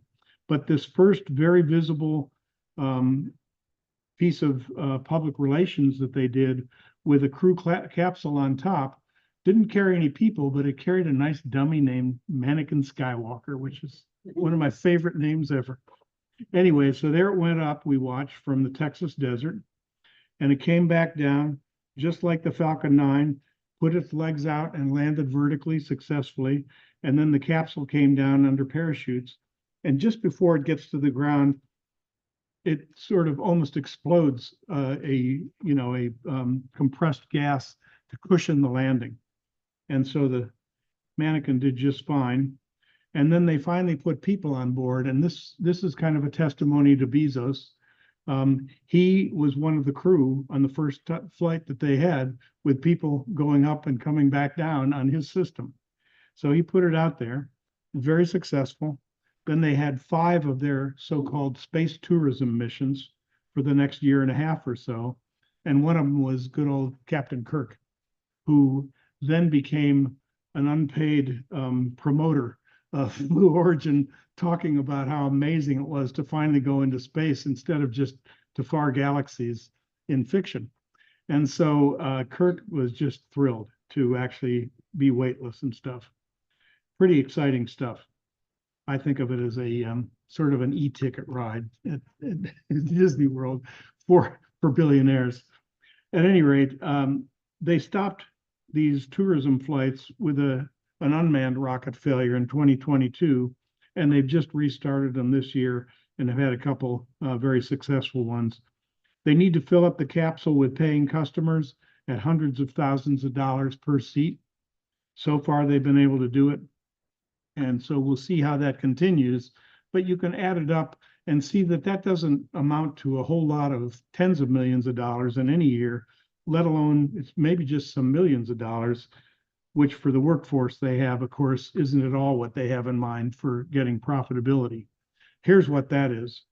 The next vehicle, which is hopefully going to be seen flying very soon, New Glenn, because Glenn was our first astronaut that orbited.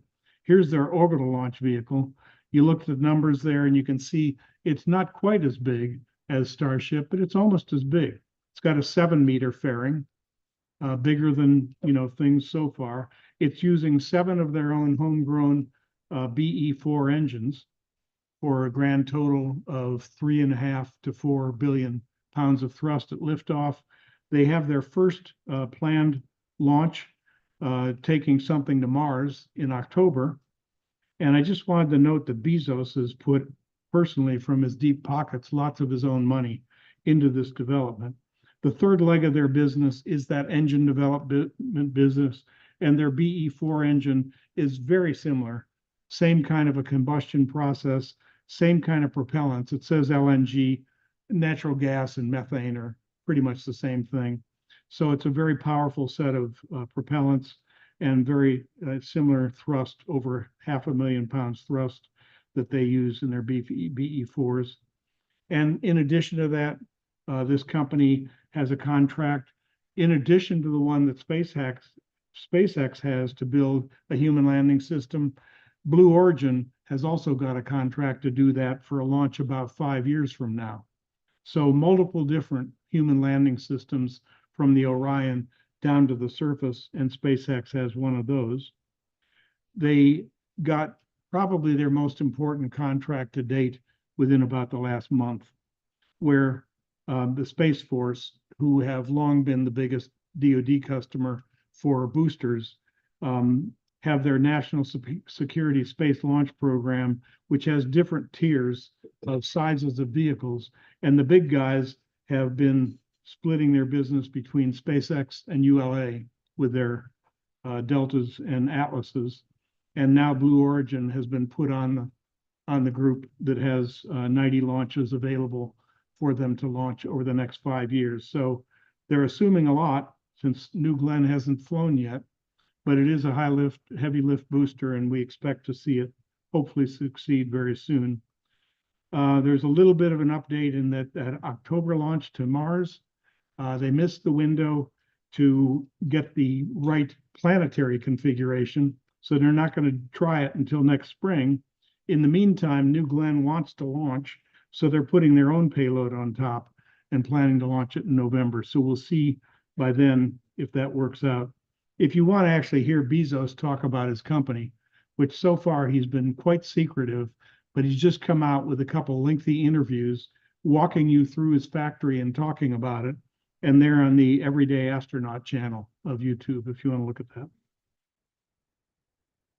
The second of the new space companies, the other rocket billionaire, Branson, who incidentally, unlike the other two, hasn't just been free swinging as an entrepreneur, but as an explorer too. You probably know about the stuff he's done in balloons and so on. I mean, he's really put his life on the line at times for the kind of things that he likes to do. So he's excited about doing space stuff.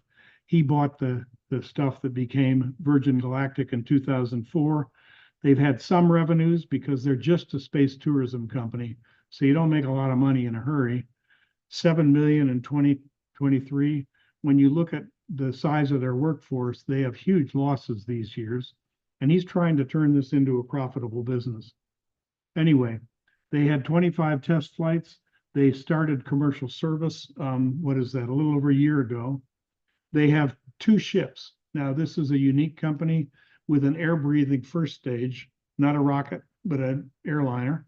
And it takes off, specially outfitted to hold the space plane under the fuselage, and it drops the space plane at altitude, and it ignites and goes up into near Earth space for your weightless time.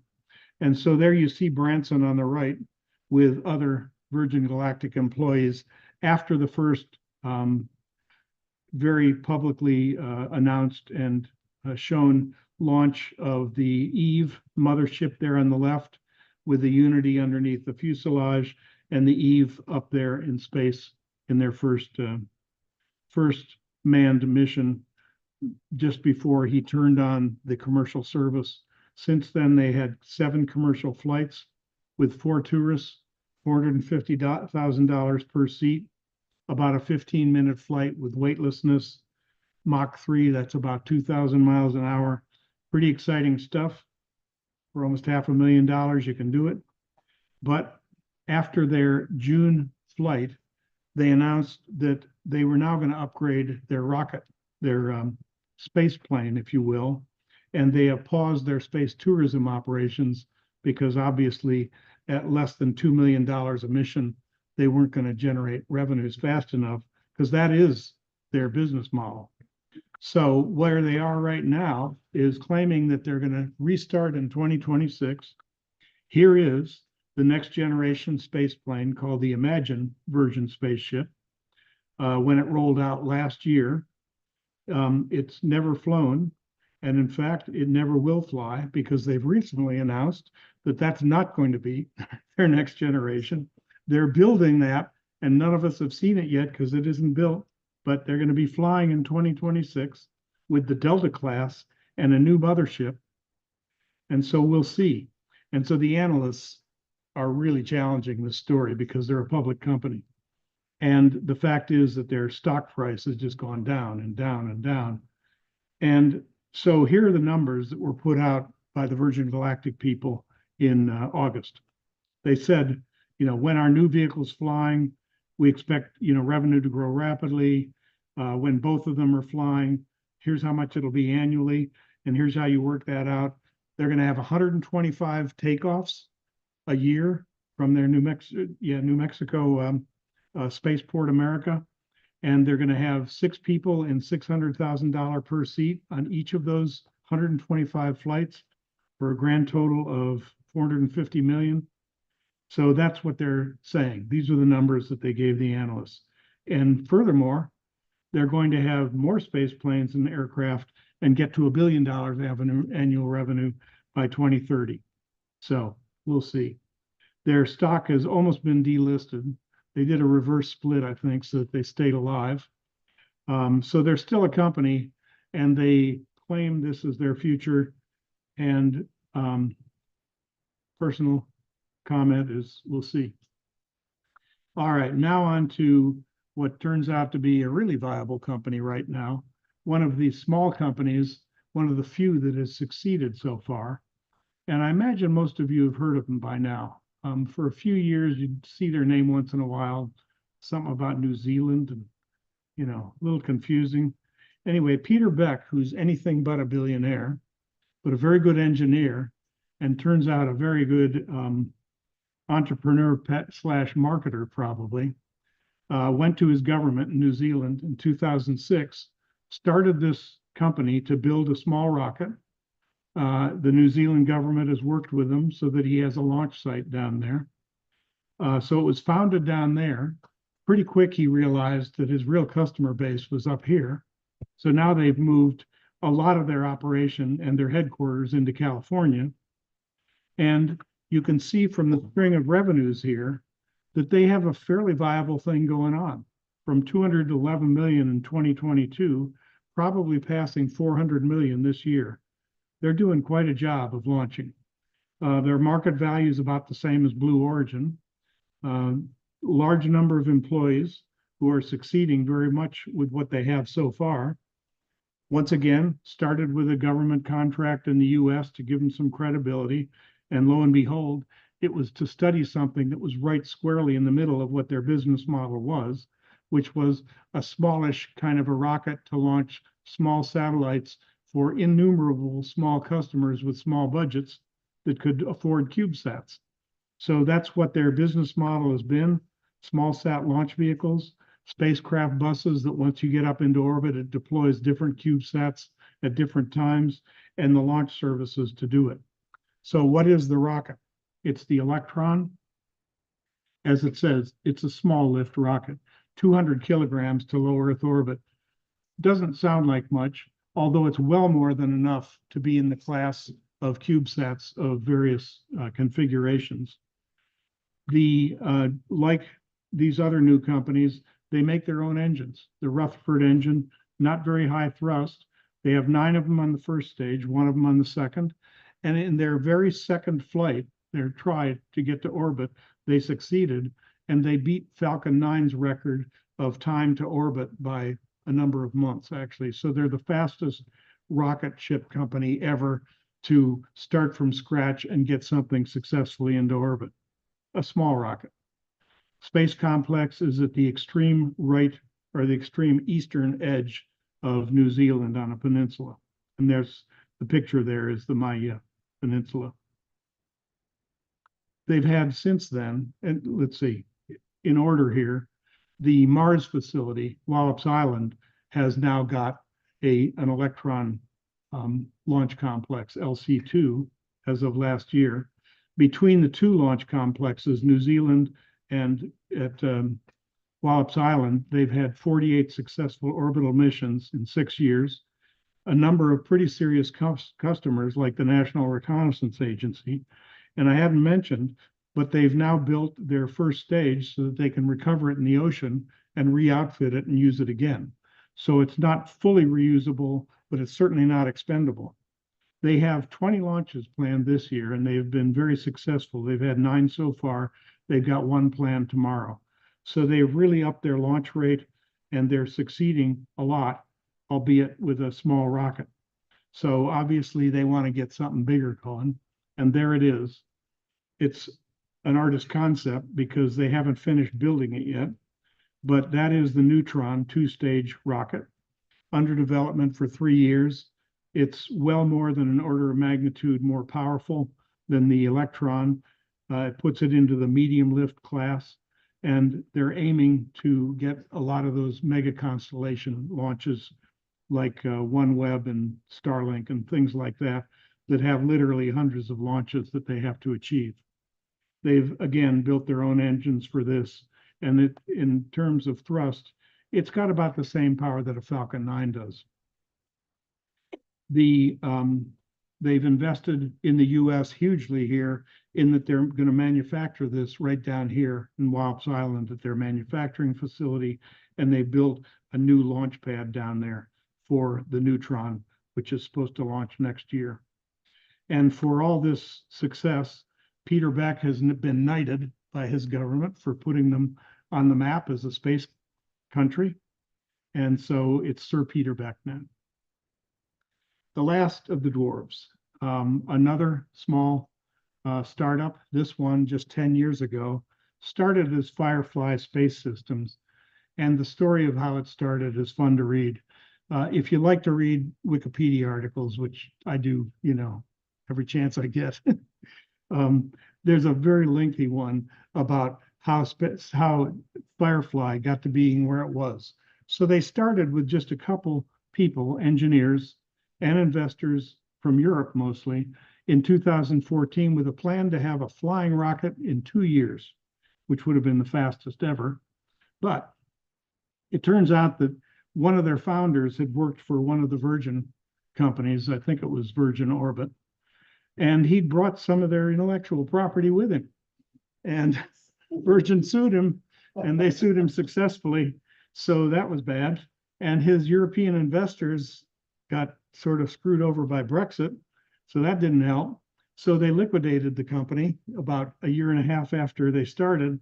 And it was reborn a year later as Firefly Aerospace with some of the same players. And lots of them were Ukrainians. And they wanted to have their R&D and manufacturing capability over there. US, of course, is saying, oh, really?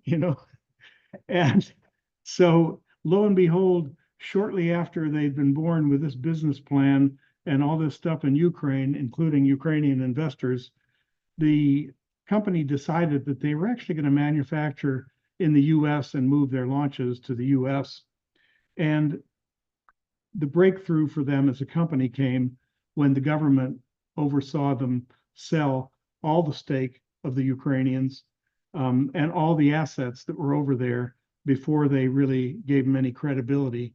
And it happened in February of 2022, which coincidentally, and it was a coincidence, was the same month the Russians invaded, but it wasn't because of that. The US government just did not want a small company with all that Ukrainian content in it. So they were born now as a US company with, sort of wholly owned assets and investors. And they did achieve a successful alpha orbital launch. So that would be, as initially they said, we'll do that in 2016. They were reborn in 2017. They did it 6 years after that. It's pretty fast. It's an expendable launch vehicle. It's somewhere between the Electron and the Neutron in size. And it's aimed at the small sat market. So it's not going to take very big things up there, but it's got the capability. NASA has used it in July for 8 CubeSats. And so they've got quite a business that's gaining momentum right now, as you'll see. They've got 4 more missions planned this year with customers, of course. They claim, this is their word, that they're going to be, along with SpaceX and Rocket Lab, one of 3 companies now that will be responsible for DoD's small satellite launches, which is a pretty good market. And Northrop Grumman has signed up with them, and I mentioned this earlier, but now it'll mean something more, because they're developing a medium launch vehicle, and Northrop Grumman really wants that to be the basis for the first stage of their Series 300. So they have a strong partner there working with them. It's a contract to Firefly, but it sounds like, as I read about it, really like it's a partnership of the 2 companies trying to achieve this success for Antares 300.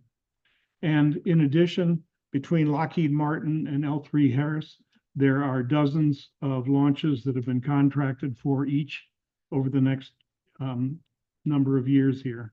So they're a very viable company with their Alpha vehicle at this point. In addition, NASA's contracted them to build a lunar lander, unmanned, to be launched this November.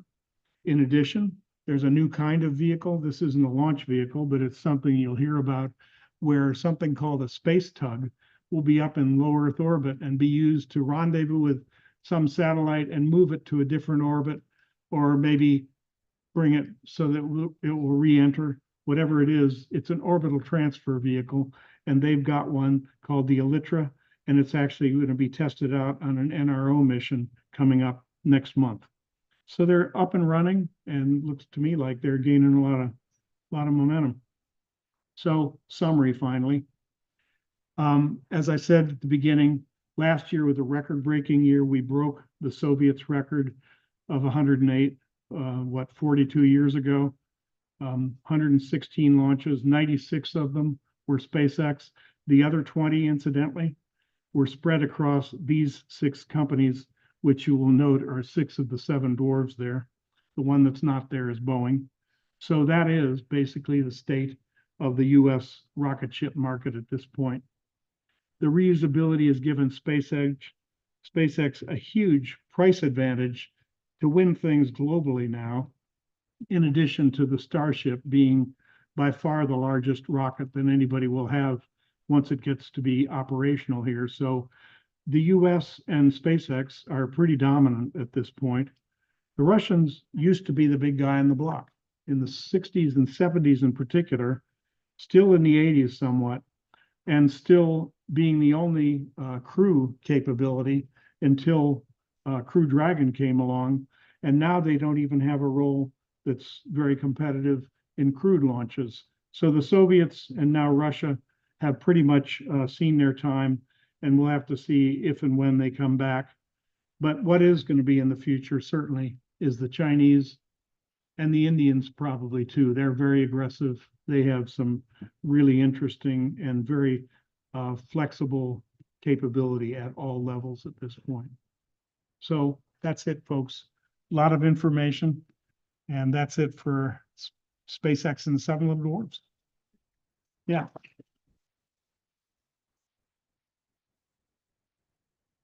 Thank you. Yeah, Dave? Have you seen any specs on what kind of capacity the Firefly Elytra will have?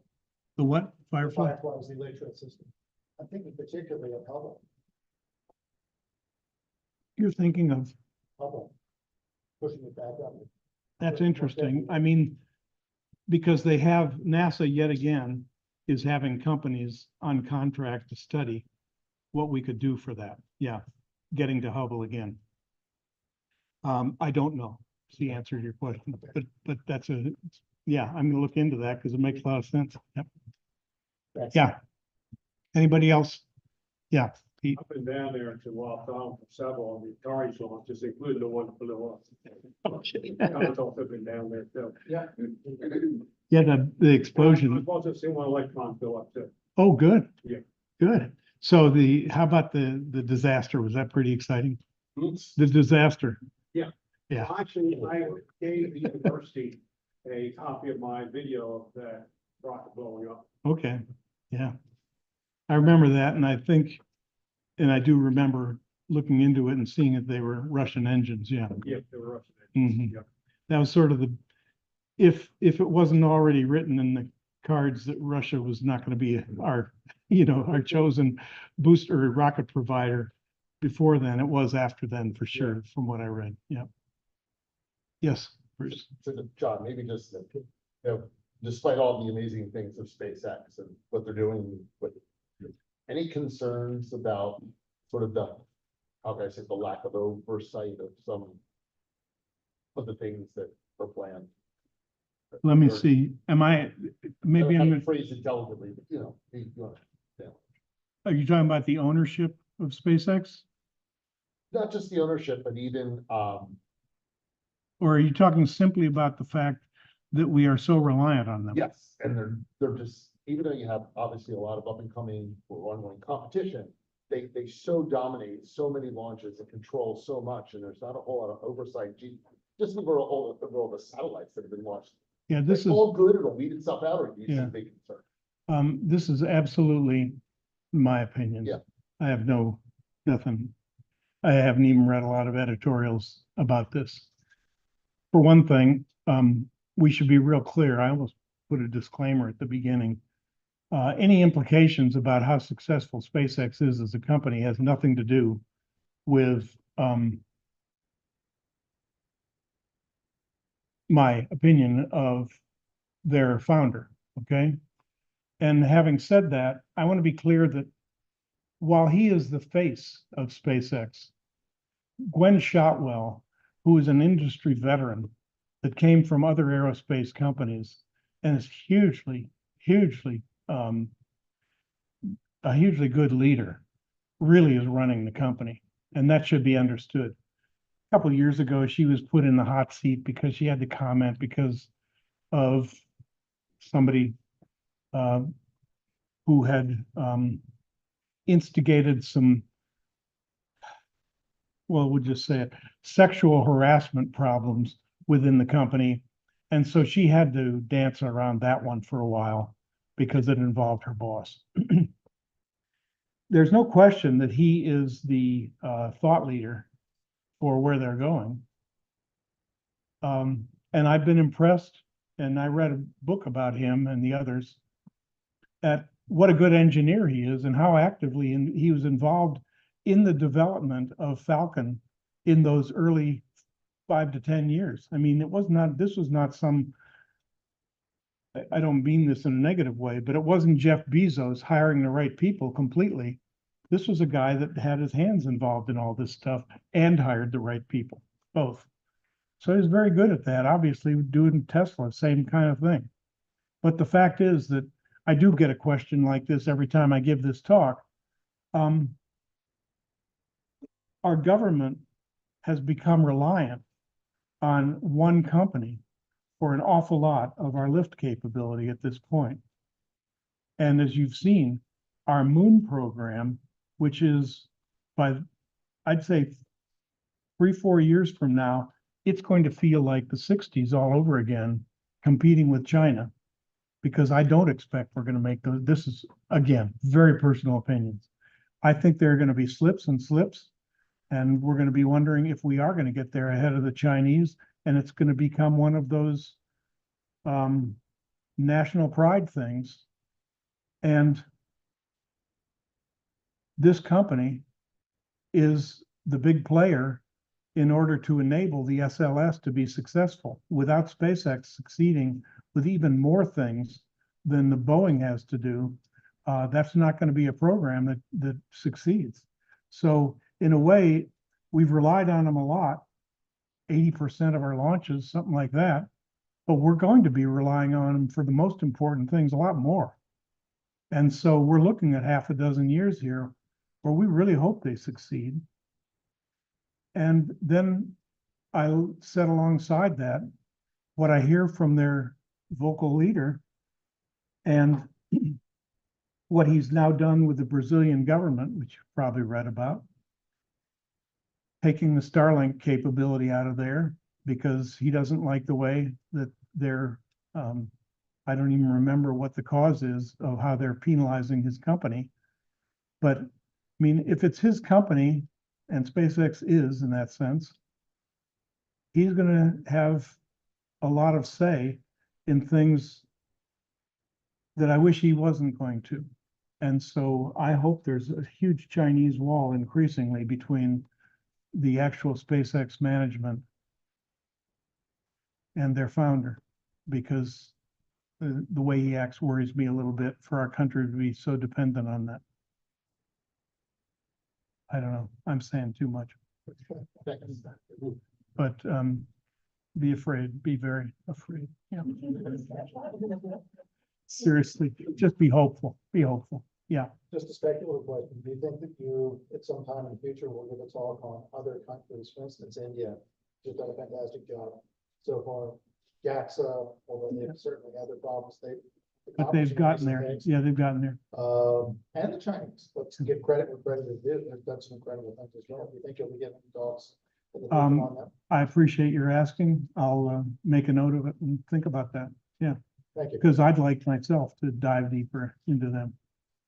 Trouble with China is it's a really confused picture.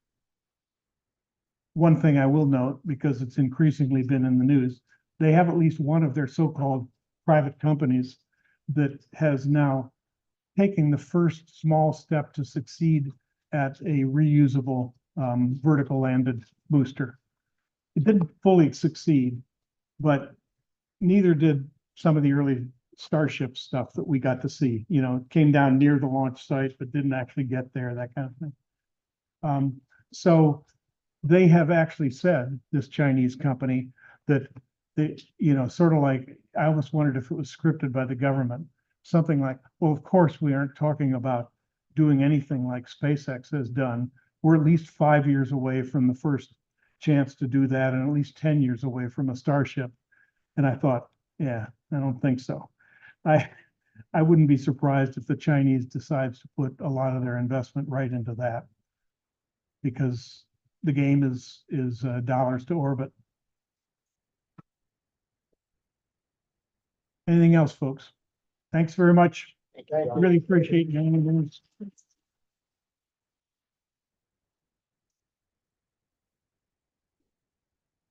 All right, it's great talk, a long one that had a lot of information in it. We hope to see you all back here next month for our speakers as Sue talked about. It's great to see everybody back, and hey, get out there under the television.